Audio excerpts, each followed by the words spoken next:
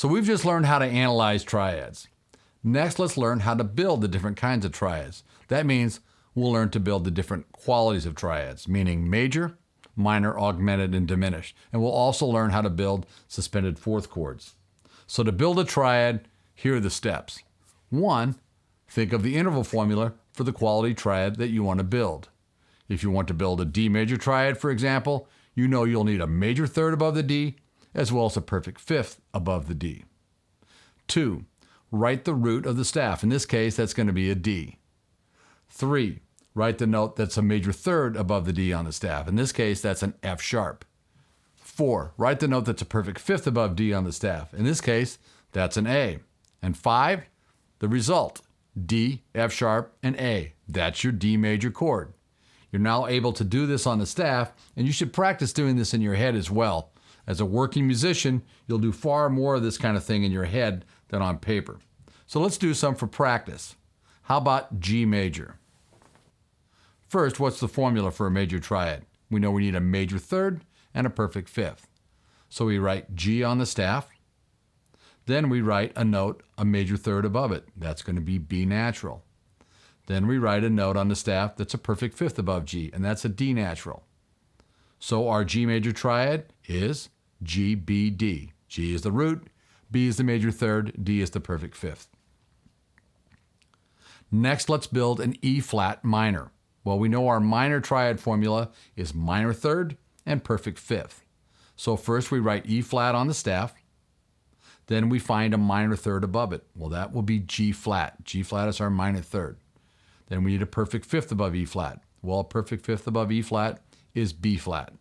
So our minor triad, our E flat minor triad, is E flat, G flat, and B flat. Next, we're going to build a C augmented triad. So first, what's an augmented triad formula? An augmented triad has a major third and an augmented fifth. So first, we write C on the staff. A major third above C is an E natural. An augmented fifth above C is G sharp. So our C augmented triad is C, E, and G sharp. Next, we'll write an F diminished triad. Well, first, what's our formula? A diminished triad formula is a minor third and a diminished fifth. So write F on the staff. Next, a minor third above F is an A flat. A diminished fifth above F is a C flat. So our F diminished triad is F, A flat, and C flat. Next, let's build an A suspended chord or an A sus chord. We know the formula for a sus chord is perfect fourth and perfect fifth. So first we write A on the staff, that's our root. Then we find a perfect fourth above it, that'll be D natural.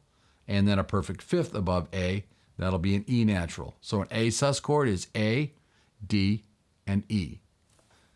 Now do a bunch more yourself, because repetition and persistence is the way. So again, think about it this way. In previous units, we were building a single interval above a note. And now with constructing triads, all we're doing is building or stacking two intervals above a note, the root note, and another peek into the future. While learning to build triads is about building two intervals above a root note according to the triad interval formulas, constructing seventh chords will be about building three intervals above a root, and so on.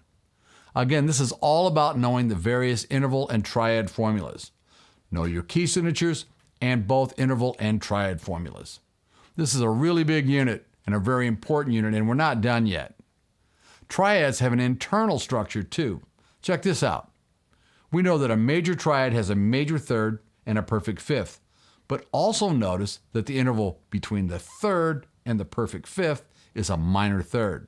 So you could say that a major triad is a major third and then a minor third stacked.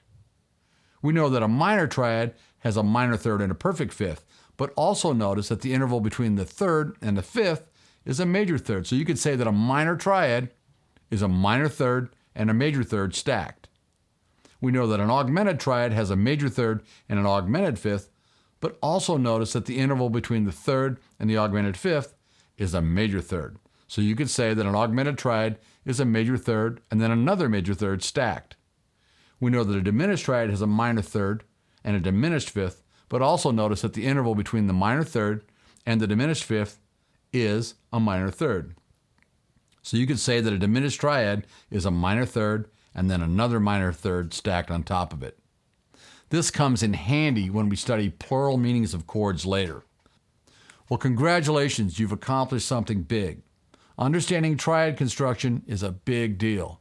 You've used your knowledge of key signatures to learn intervals. You've used your knowledge of intervals to learn and construct triads. So what should you know from the past couple units?